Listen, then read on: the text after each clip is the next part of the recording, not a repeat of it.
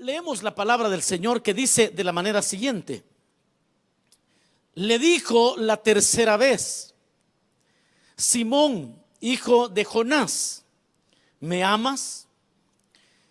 Pedro se entristeció de que le dijese la tercera vez: ¿me amas? Y le respondió: Señor, tú lo sabes todo, tú sabes que te amo. Jesús le dijo: apacienta a mis ovejas.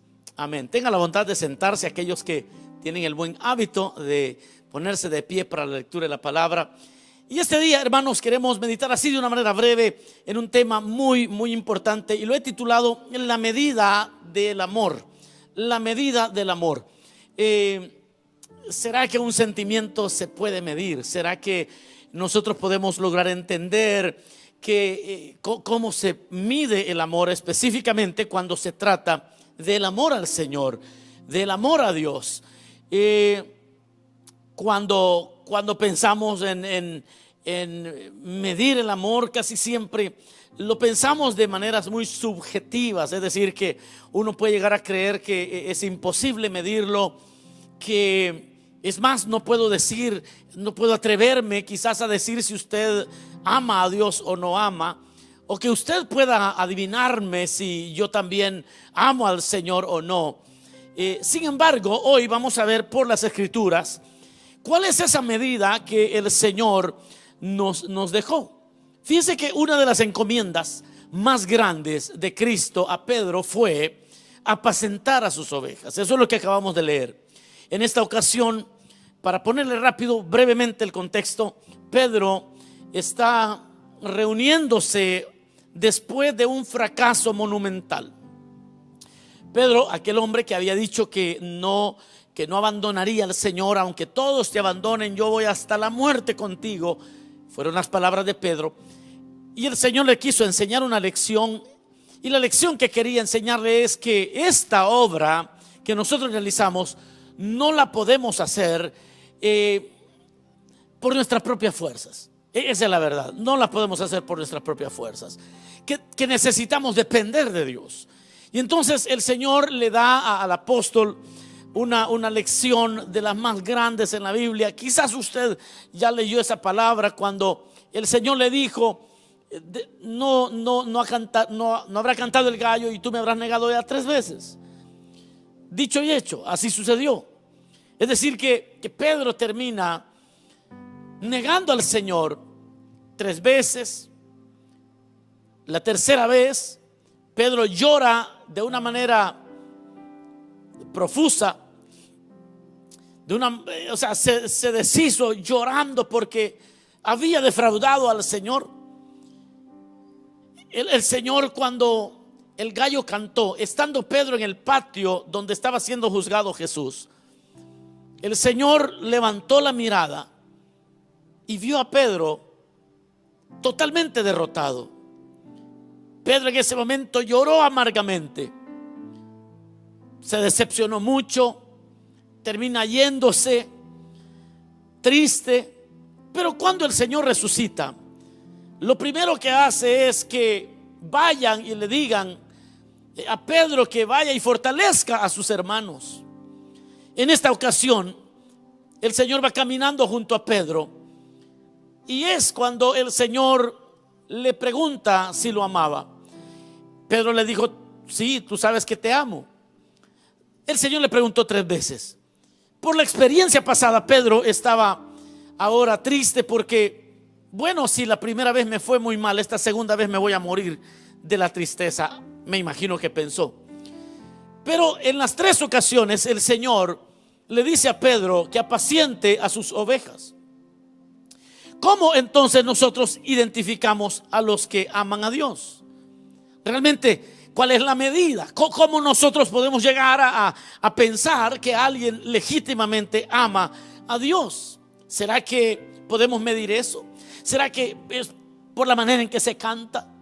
Quizás lleguemos a pensar que es la manera que se canta, es como alguien de verdad que ama a Dios, o la manera en que predica, o cosas externas que de repente nosotros hacemos en el culto a Dios pueden ser, y para muchos han llegado a ser, como la medida que ellos tienen para saber si alguien ama a Dios. Y eso puede crear falsos hermanos, porque no es el canto. Ahora, será la ropa, la forma de vestir que alguien tiene lo que define su amor por Dios.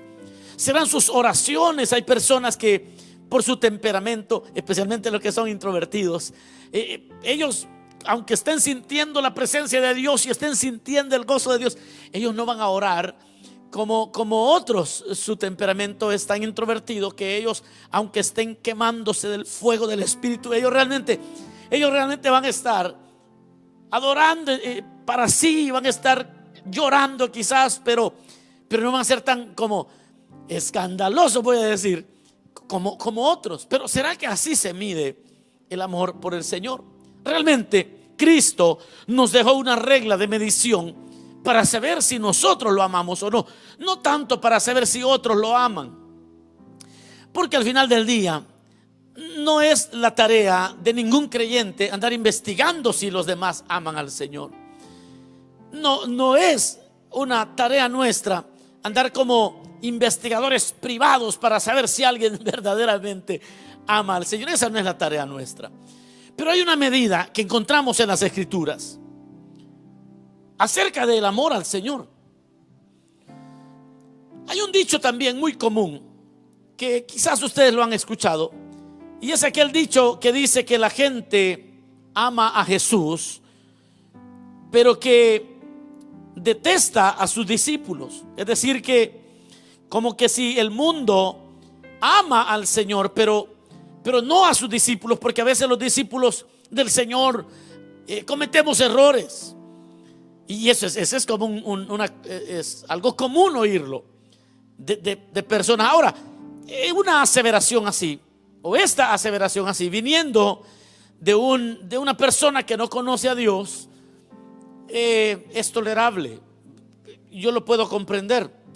Pero realmente si yo pienso, o si pensamos que viniendo de un creyente alguien pueda decir eso, esa misma aseveración se vuelve detestable, se vuelve execrable, se vuelve algo definitivamente no apto para un creyente que llegue a pensar así. La idea de aquellos que piensan que el mundo ama al Señor pero no a sus discípulos viene de un dicho que alguien allá en la India pronunció. Este hombre fue un pacifista muy famoso, muy admirado, yo mismo lo admiro. Pero la historia cuenta que este hombre llegó amando la verdad, buscando. Él ya había leído los evangelios y entonces llegó a una iglesia. El detalle es que cuando conoció cómo eran las personas en esa iglesia, entonces él se quedó asombrado, porque dice, bueno, no se parecen en nada a lo que leí en los evangelios. Entonces, como que sí, a él le cayó muy bien Jesús, pero no sus seguidores. Y entonces yo he oído aún hasta ministros del evangelio repetir esas palabras. Pero hoy vamos a ver por la Biblia si esas palabras son verdaderas, si son respaldadas por la verdad, que es últimamente y finalmente es la palabra de Dios. Y por la palabra nos damos cuenta, hermanos, que el mundo no ama a Jesús. El mundo no ama a Jesús. No sé si usted ya se dio cuenta, pero el mundo no ama a Jesús. Se lo voy a repetir. Nunca vuelva a repetir las palabras de Gandhi. Gandhi fue quien las dijo. No, eso no es para un creyente repetirlo. Si un creyente se atreve a repetir eso, lo único que denota es ignorancia crasa, así, inexcusable. Ignorancia inexcusable. ¿Por qué? Porque el mundo no ama a Jesús. Se lo voy a repetir las veces que sea. El mundo no ama a Jesús. Capítulo 17 de San Juan, verso 14 dice: yo les he dado tu palabra y el mundo los aborreció porque no son del mundo, como tampoco yo soy del mundo. Al Señor el mundo lo aborreció también. O sea, esa idea que alguien puede decir siendo creyente, diciendo: no, es que la gente ama al Señor, a quien detestan es a los creyentes, porque los creyentes juzgan mucho, los creyentes cometen errores. Eso sencillamente no es cierto. O sea, que cometemos errores es cierto. Lo que no es cierto es que el mundo ame a Jesús. El mundo no ama a Jesús, porque de acuerdo al Señor es imposible amar a Cristo sin amar a otros creyentes. Otra vez, write that down. De acuerdo a Jesús, de acuerdo a nuestro Señor Jesucristo, es imposible. O sea, no hay correlación, no existe, no hay manera de unir esas dos ideas. Es imposible amar a Cristo sin amar a los otros creyentes. Por eso, hermano, no podemos dejar que las frustraciones por las cosas que se hacen mal muchas veces, que nuestros hermanos hacen mal, nos hagan herir al Señor. No podemos tolerar que nuestras frustraciones, cuando vemos que los hermanos a veces no están a la altura de lo que deberían de estar, nos desanimen o empecemos a hablar en mal de los hermanos, en mal de la iglesia, porque eso al final a quien hiere es a Cristo, no es a los hermanos. Porque el amor, el objeto más grande del amor de Cristo es su iglesia. Así que cuando usted empieza a decir: no sé por qué los hermanos esto, y no sé por qué los hermanos aquí, yo amo al Señor, y al Señor le cantamos alabanzas y somos buenos para cantar. Cristo, yo te amo. Cristo, no, hombre, hermano, uno se quebranta cantando. Yo he visto hermanos y hermanas que son un mar de lágrimas, diciéndole con todo su amor: Cristo, yo te amo, pero no aguantan a su prójimo. Se tenía que decir y se dijo, dicen los hermanos. Sí, no lo logran superar, no pueden. Y entonces dejamos que las frustraciones por las cosas que nuestros hermanos hacen mal hieran. Con nuestras palabras herimos al Señor. Terminamos hiriendo no a los hermanos, a Cristo.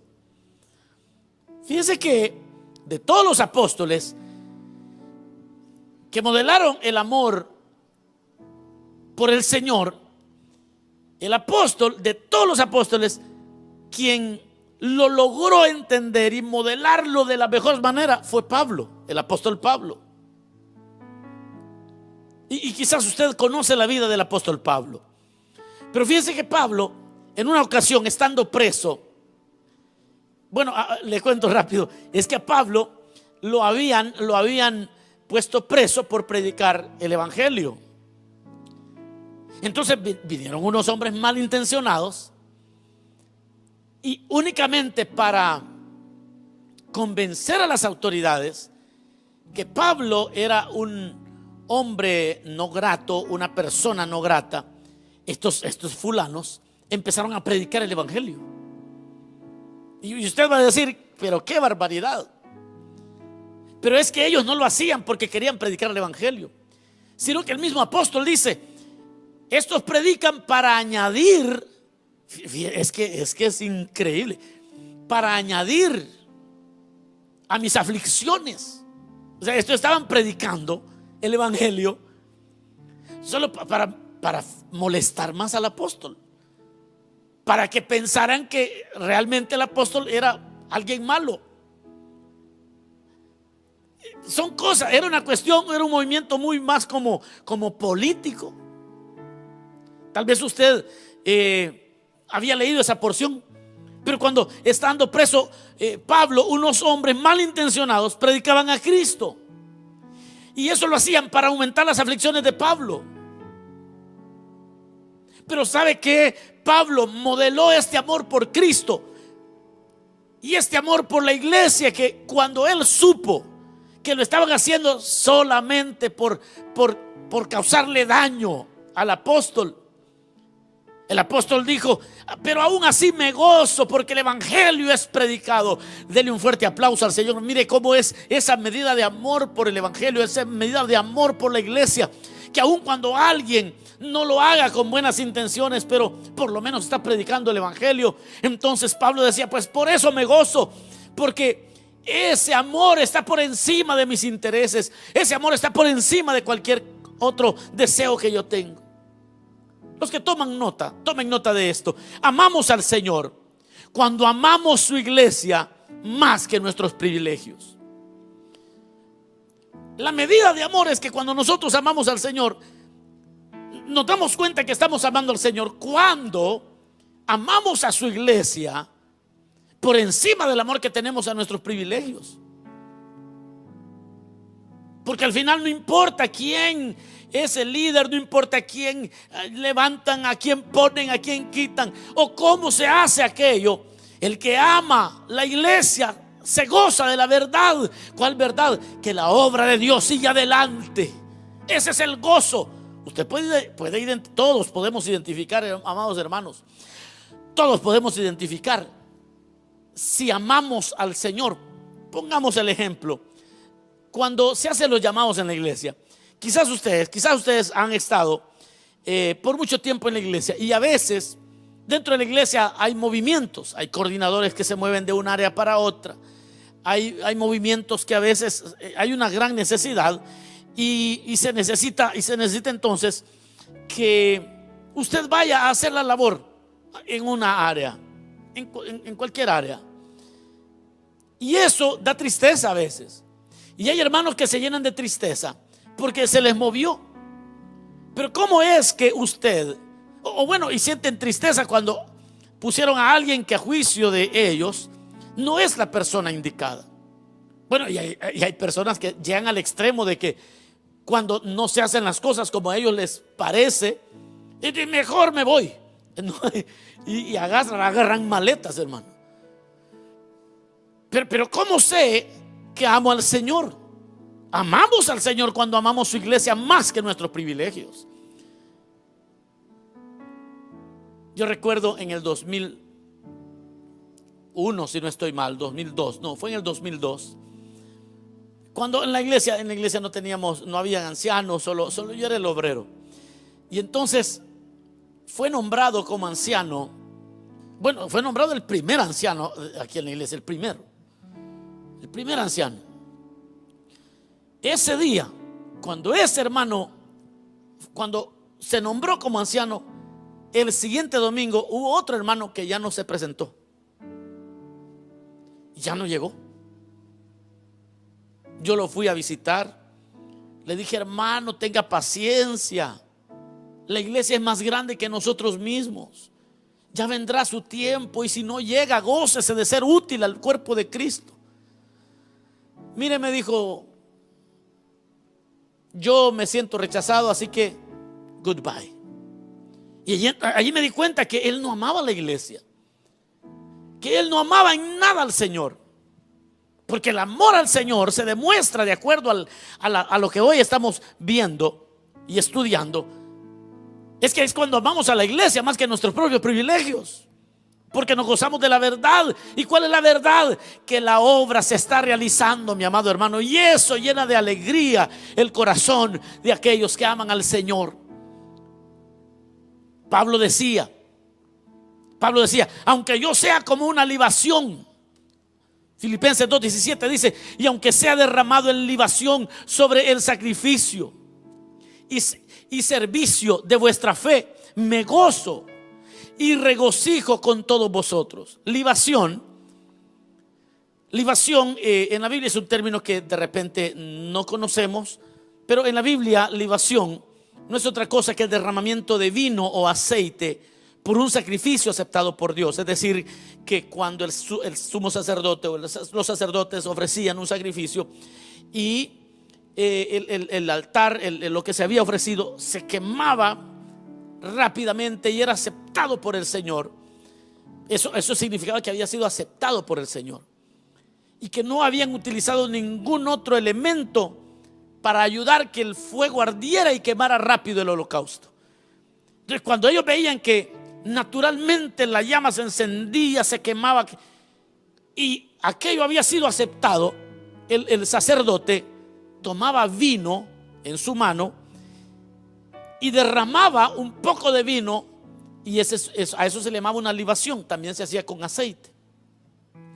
Pablo aquí dice que cuando se trataba de amar al Señor, amando a la iglesia, él estaba dispuesto. Bueno, pero déjeme, le completo la idea. Es que esa parte del vino que se derramaba era como que se perdía, porque pues nadie lo iba a tomar. Ese aceite era como que se perdía. Y Pablo dice: amo tanto la iglesia del Señor, porque esa es la medida. Amo tanto la iglesia del Señor que no me importa ser derramado en libación sobre el sacrificio y en el servicio de vuestra fe.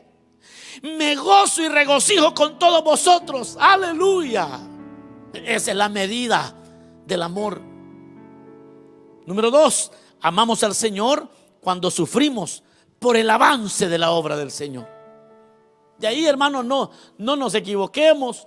No hay otra medida. En la Biblia no aparecen muchas medidas. Amamos al Señor cuando sufrimos a causa de la obra del Señor y su avance. En el capítulo número 11 de 2 Corintios, el verso 23 al 33, Pablo habla de los sufrimientos que él tenía por la iglesia. Comienza diciendo: son ministros de Cristo. Como si estuviera loco hablo, dice entre paréntesis. Yo más, en trabajos más abundante, en azotes sin número, en cárceles más, en peligro de muerte muchas veces. De los judíos 5 veces he recibido 40 azotes menos 1. 3 veces he sido azotado con varas. 1 vez apedreado. 3 veces he padecido naufragio. 1 noche y 1 día he estado como náufrago en alta mar, en caminos muchas veces, en peligros de ríos, peligros de ladrones, peligros de los de mi nación, peligros de los gentiles, peligros en la ciudad, peligros en el desierto, peligros en el mar, peligros entre falsos hermanos, en trabajo y fatiga, en muchos desvelos, en hambre y sed, en muchos ayunos, en frío y en desnudez. Y además, o sea, si eso fuera poco, además de otras cosas, lo que sobre mí se agolpa cada día, la preocupación por todas las iglesias. Mire qué medida. El Señor le dijo a Pedro: Pedro, ¿me amas? Esta es la medida. No grites cantando para demostrar que me amas. Yo he visto gente que canta pero no ama a la iglesia. Mire, Pablo dice: ¿quién enferma y yo no enfermo? ¿A quién se le hace tropezar y yo no me indigno? Si es necesario gloriarme, me gloriaré en lo que es de mi debilidad. El Dios y Padre de nuestro Señor Jesucristo, quien es bendito por los siglos por los siglos, sabe que no miento. En Damasco, el gobernador de la provincia, el rey Aretas, guardaba la ciudad de los damasenos para prenderme, y fui descolgado del muro en un canasto por una ventana y escapé de sus manos. Ahora, fíjese que todo esto Pablo lo sufría. Entiéndame, es que uno sabe que ama al Señor cuando ama la iglesia, ama el avance de la iglesia, cuando sufre por la iglesia. Porque todo esto que acabo de leer, Pablo, fíjese que Pablo lo hacía por una iglesia que lo abandonó, por una iglesia, bueno, a los Gálatas les dice: ¿por qué os habéis apartado tan pronto de la verdad? Es decir, que todo esto lo sufría por una iglesia con miles de defectos, por hermanos que de repente no lo amaban, amándolos más, lo amaban menos, por hermanos que lo abandonaban, por la iglesia que se desviaba como la iglesia de Gálatas. Usted realmente ama al Señor cuando usted sufre para hacer avanzar la obra de Dios por amor a la iglesia de Cristo. Entonces esa es la medida. Amamos a Cristo, número 3, cuando ponemos los intereses de Dios por encima de nuestros intereses. ¿Y cómo se ve eso, pastor? Diría alguien. Bueno, es cuando nos alegra el avance de alguien más, aunque nosotros no avancemos. Es cuando nos gozamos porque alguien está siendo reconocido públicamente. Entonces amamos la iglesia. Pero si usted es de las personas que dice: mi hermano, ¿y a mí cuándo me van a reconocer? Yo también participo. ¿Y a mí cuándo me van a dar un reconocimiento ahí? Porque yo también me he esforzado y solo al coordinador están reconociendo. Esa persona no ama a la iglesia, se ama a sí misma. Esa persona todavía no ama al Señor. Ama su nombre, su apellido. Amamos al Cristo cuando ponemos nuestros intereses por encima de los intereses. Los intereses nuestros los ponemos por debajo más bien, y ponemos a Cristo a la cabeza. Y eso se cumple cuando nosotros predicamos, o cuando se va cumpliendo la predicación del evangelio y se va cumpliendo el mandato de ir y hacer discípulos, y uno sufre por eso. Pone los intereses de Dios por encima de los personales. Hoy en día, yo voy a finalizar ya. Hoy en día vivimos tiempos difíciles. La iglesia está en una crisis grande. La iglesia a nivel general, estoy hablando en el mundo entero. Es una cosa muy difícil, porque hoy ya nadie quiere apacentar. No sé si ya sabía usted, pero hagamos algo. Examinémonos hoy. Veamos si es cierto esta declaración. Pareciera que hoy ya nadie quiere apacentar a nadie. Pero todos cantamos alabanza de adoración al Señor, pero nadie quiere apacentar a nadie. Hoy lo que tenemos son creyentes resentidos porque no me visitaron, porque no nos llaman, porque no nos cuidan. Ahora, eso es válido si usted tiene un año de convertido, si usted sienta que los hermanos, bueno, ¿y qué se hicieron? Pero lo que hoy tenemos en la iglesia son como que fuéramos niños, pero de 40 años de edad, ¿verdad? Que todavía estamos en la casa del papá, en la mamá, y todavía nos quejamos porque la comida no está calientita. A los 40 años viviendo con tu papá y con tu mamá, y te quejas todavía. Y eso es lo que pasa hoy en la iglesia. Y somos gente que estamos como cantando, según nosotros estamos adorando al Señor, pero eso no es amor al Señor. Hoy nadie quiere apacentar. Creyentes, niñitos de 40 años de vida cristiana, niñitos. Mire, y usted cuando le dio gripe llegó a visitarlo el pastor, niñito, y usted está viejo, y usted que ya no lo visite nadie, hombre. Ya empiece a apacentar. Usted está tan resentido porque no está apacentando a nadie. Se tenía que decir y se dijo. Comente ahí, te están hablando, dígale. Es que es cierto, hermano, mire, hoy la iglesia tiene una crisis porque hoy nadie quiere apacentar. Hoy tenemos una generación egoísta y odiosa. Y los pastores tenemos un poco de culpa en eso también, porque no predicamos esta clase de sermones. Los pastores mimamos a los disidentes con tal de avanzar. Y cuando viene alguien de otra iglesia y nos viene contando: ay, es que allá me despreciaron. No se preocupe, que aquí yo le voy a visitar todos los días. Yo le voy a atender. Venga con el buen pastor. Y esos son. Y así queremos avanzar la iglesia.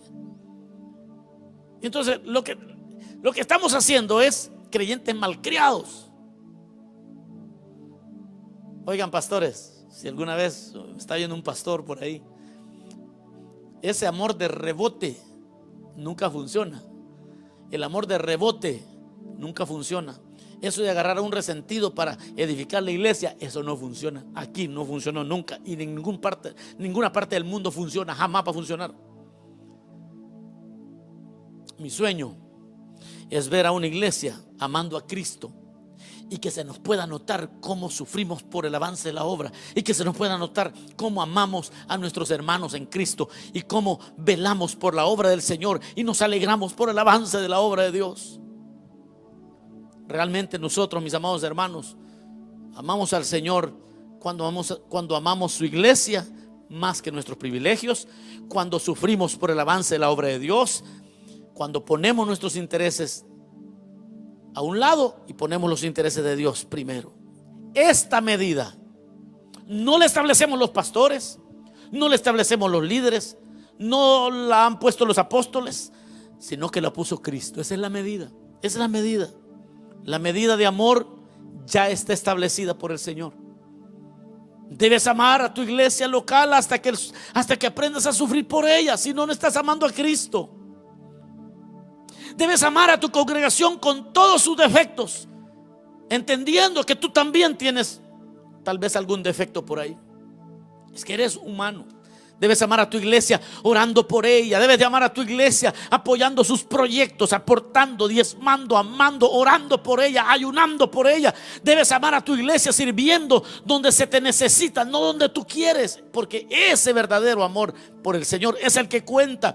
Debes amar a la iglesia del Señor en las buenas y en las malas. Y esta, mis amados hermanos, es la medida de amor. No hay otra. La única aceptable de quien dice amar al Señor es esta. No hay otra medida. No existe ninguna otra expresión de amor que la Biblia avale como esta que acaba de conocer usted. Nada más vale, nada más cuenta. Esta es la medida de amor.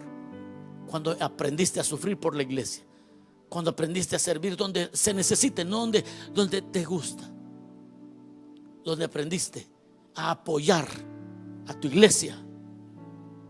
Ese es el único, eso es lo único que puede determinar si amas a Dios o eres fake. Vamos a cerrar nuestros ojos un momento. Dile: Señor, gracias. Señor, eres bueno y hoy nos exhortas. Muchas veces nos animas, pero hoy nos exhortas y hoy nos traes, Señor, a una verdad que no se predica a menudo. Señor amado, aquí están nuestros corazones. Permite, Señor, que la medida de amor nuestra no la determine ninguna otra cosa sino nuestro sufrimiento por amor a tu iglesia, nuestro amor a los hermanos. Señor, que las prioridades y que los intereses tuyos estén por encima de cualquier otro interés. Y entonces te estaremos amando como tú lo pediste. Y entonces estaremos dándote a ti como tú querías que te amáramos y que te diéramos verdadera devoción. Gracias por tu palabra, Señor. Te adoramos, bendito Rey. Gracias, Cristo. Te adoramos.